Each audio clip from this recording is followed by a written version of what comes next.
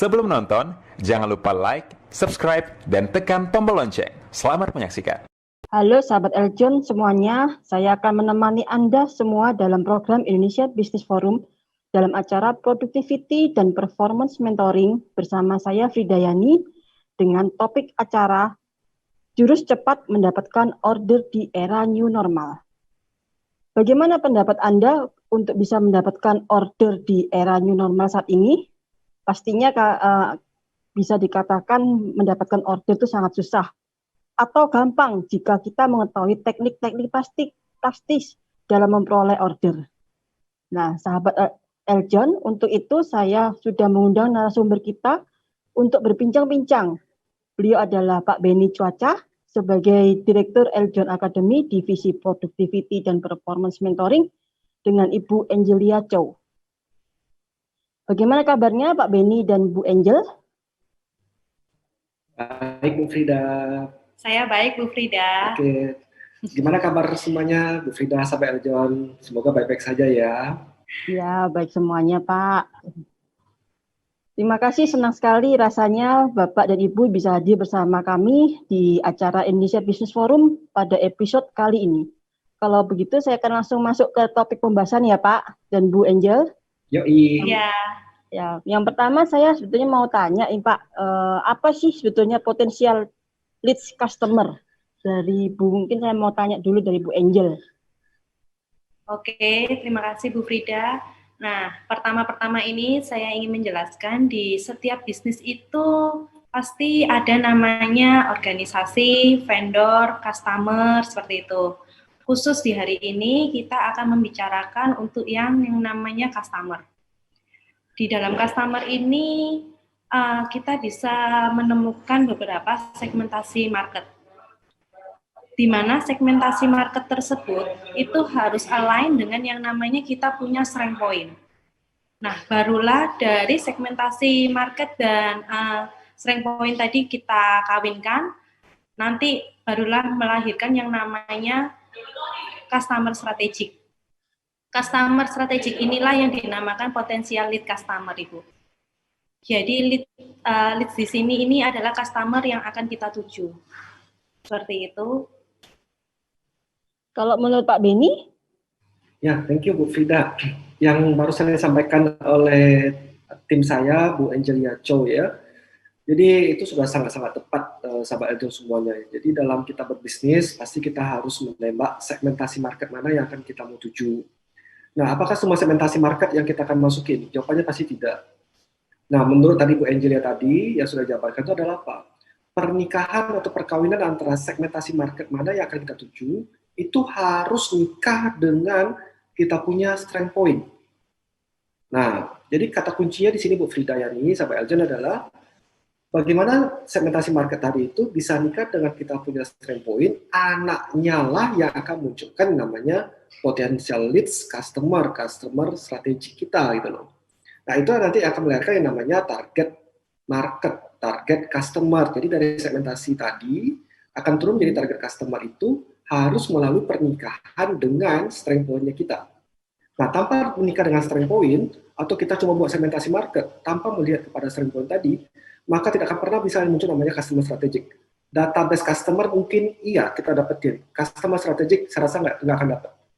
Nah, karena kalau kita hanya melihat segmentasi market, kita nggak tahu strength point kita di mana, ya udah tembaknya semua tembak nama customer. Banyak kok di internet, tinggal kita cari aja kok. Tapi apakah itu memang benar yang jadi customer kita? Jangan-jangan mungkin itu berada di weakness-nya kita, malah kita masukin. Nah, ngaco nggak tuh kalau masuk di weakness-nya kita gitu. Kurang lebih seperti itu sih, yang tadi yang disampaikan oleh Bu Angelia Chow tadi, saya sangat setuju sekali. Gitu. Demikian Bu Frida. Nah, tadi Pak Benny sempat membahas mengenai cara ada database potensial leads customer ya. Nah, ini saya mau tanyakan lagi, sebetulnya caranya gimana sih memperoleh database potensial leads customer? Mungkin dari Bu Angel dulu.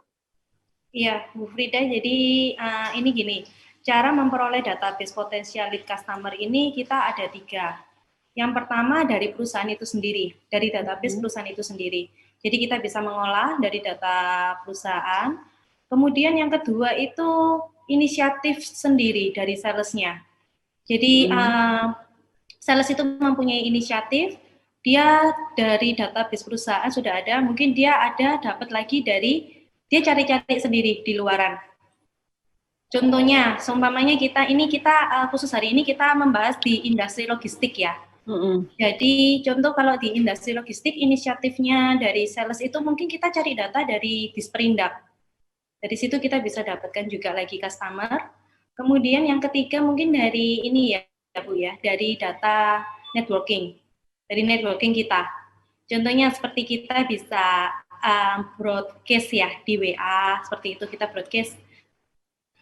Jadi kita bisa ke semua customer ya, ataupun data customer, data-data yang ada di handphone kita, ya itu kita bisa lempar ke sana juga. Nah dari situ kita nanti mungkin bisa ada beberapa yang kembali feedback ke kita, atau mungkin dari referensi seperti itu bisa. Mungkin Pak Beni ada tambahan mungkin Pak? Ya. Jadi yang dijelaskan tadi Bu Frida oleh Bu Angelia adalah bagaimana kita bisa mendapatkan database tadi. Jadi setelah kita tahu siapa customer strategi kita, pasti itu dulu yang kita sasar ya. Sasarannya harus ke sana dulu deh. Kan kita harus tahu nih dari segmentasi market, nikah dengan si strength point, melahirkan yang namanya customer strategic. Muncul tuh database nama customer semua itu. Nah, nama-nama customer tadi itu kan kita harus cari tahu Bu Frida, Yani, sampai Eljon. Ini siapa PIC-nya kah? Emailnya apa, nomor kontak personnya berapa, kan gitu. Kan nggak mungkin bisa tiba-tiba kita bisa dapetin nih kan, tanpa kita perlu effort. Nah effort tadi itulah yang mungkin bisa dapetin dengan 3 cara tadi yang sama oleh Bu Angelia tadi ya. Bisa jadi perusahaan itu sendiri sudah punya database sebelumnya, tinggal di follow up. Yang kedua adalah bagaimana caranya inisiatif tadi kata Bu Angelia ya. Inisiatif itu apa? Kita bisa melihat tadi dari Disperindak tadi dimainkan services logistik ya. Nah, yang ketiga itu adalah broadcast ke kita punya networking. Nah, memang saya sangat setuju ya, 3 pilar tadi itulah yang melahirkan yang namanya peluang-peluang untuk mencari database customer strategik tadi. Kurang lebih seperti itu sih Bu Frida, Yani, sahabat Eljon ya. Berarti gini Pak, ini timbul pertanyaan saya Pak ya. Jadi seorang sales itu harus mengetahui strength-nya perusahaan kita ya Pak ya, sebelum dia mendapatkan database potensial leads-nya customer ya Pak? Pasti Bu Frida, itu pasti Bu Frida. Pasti. Kenapa saya bilang pasti? Kita ambil sharing lah ya pengalaman mungkin dari Bu Angelia mungkin juga bisa nanti nambahinnya. Jadi gini, pada saat kita melakukan eksekusi aktivitas sales activity lah ya, berapa banyak sales itu yang lebih mengetahui weakness-nya perusahaan kita sendiri dan mengetahui strength point-nya kompetitor. Nah, kan justru ngaco. Kenapa kita punya penjualan nggak laku? Oh ya, karena perusahaan sebelah, karena lebih murah, lebih ini, nggak tahu semua dia. Tapi coba, kalau kita punya kelemahan, kita punya perusahaan bisa dijabarin. Nah, ini soal nggak benar ya. Nah, jadi mindset itu dulu yang harus kita tanamkan di awal. Kata kunci dari Bu Angelia tadi di awal itu yang paling benar Bu Frida, Yani, sama Eljon adalah apa? Segmentasi market itu dipertajam dan strength point. Tanpa itu tidak akan bisa melahirkan nama customer strategic. Nggak akan mungkin. Nggak akan dapat. Ya, gitu Bu Frida, Yani. Mungkin dari Bu Angelia atau saya kembalikan ke Bu Frida, Yani ya. Jadi untuk menimbulkan strength point ini dalam otaknya sales itu berarti harus ada apa ya? Menanamkan terus atau melalui training ya Pak ya? Kadang-kadang kan kalau sales itu kok sudah terjun ke lapangan kan pasti taunya cuma negatifnya perusahaan terus kan. Kadang-kadang positifnya jadi lupa Pak. Nah ini kadang-kadang kan jadi masalah di setiap perusahaan ya Pak ya. Iya benar Bu Frida. Yang Bu Frida sampaikan barusan itu benar banget itu. Jadi di awal itu memang sudah harus dilakukan brand wash ya. Brand wash itu adalah bagaimana kita bisa mengeluarkan sisa-sisa ataupun dari tempat X sebelumnya itu kita brand wash dan kita isi dengan strength point kita yang baru. Nah itu tugas daripada sales manajernya atau sales GM-nya bahkan sampai sales director-nya. Sehingga timnya itu bisa terarah terhadap kepada strength point tadi. Kalau nggak nanti repot Bu Frida, sahabat Eljon. Yang akan ke bawah itu adalah X-nya yang lalu gitu loh. Di tempat saya seperti ini loh, atau yang mungkin yang baru bingung-bingung. Nah itu yang kita harus isi, itu disebut dengan nama proses mentoring dan coaching.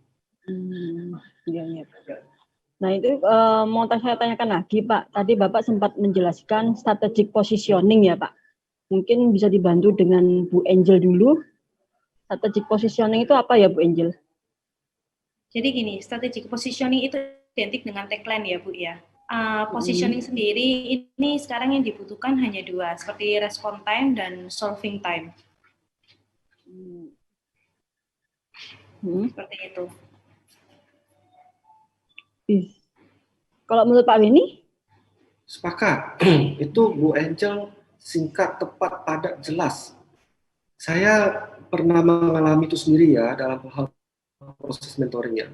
Sebenarnya kalau kita mau menjabarkan secara konsep teorinya ya Bu Fridayani sampai Eljon, positioning itu adalah pembeda kita di market ya. Apa pembeda kita di market? Kalau pembeda kita di market itu gimana sih cara kita bisa memposisikan kita punya brand kita di market tadi, pembeda kita tadi itu tanpa ada tagline. Nggak mungkin. Tagline menjadi sangat penting perannya. Jadi tagline itu harus mengandung yang singkat. Singkat itu apa? Apa ultimate advantage kita, kan gitu ya.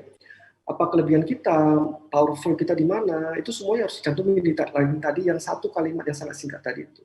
Dan supaya Bu Fridayani dan sahabat itu mengetahui, itu percaya atau nggak percaya ya, pengalaman saya, kalau perusahaan yang tanpa tagline, dengan adanya tagline, itu lebih terfokus loh untuk masuk kepada market. Dan market itu lebih cepat mengingat, oh ini ya perusahaan kemarin tuh ini ya, yang kamu yang misalnya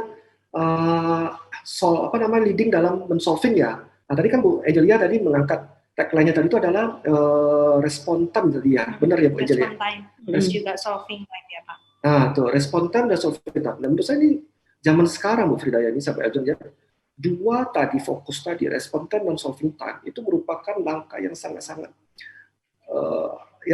agresif yang kita butuhkan gitu, time gitu loh.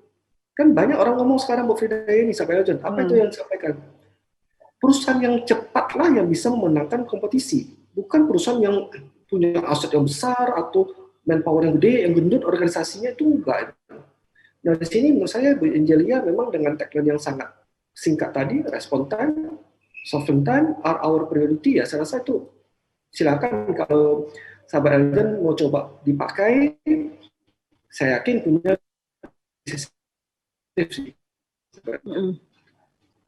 Nah, sahabat Eljon semuanya, tadi kita barusan menyimak perbincangan saya dengan Pak Beni dan Bu Angel. Semakin seru ya, nanti kita akan lanjutkan dengan perbincangan kita selanjutnya di session berikutnya.